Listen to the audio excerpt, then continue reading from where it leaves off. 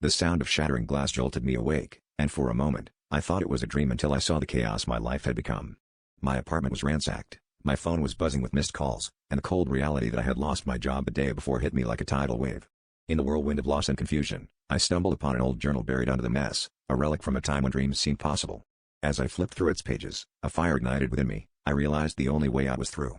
I started small, picking up the pieces, both literally and metaphorically, and with each step, I discovered a reservoir of strength I had never tapped into.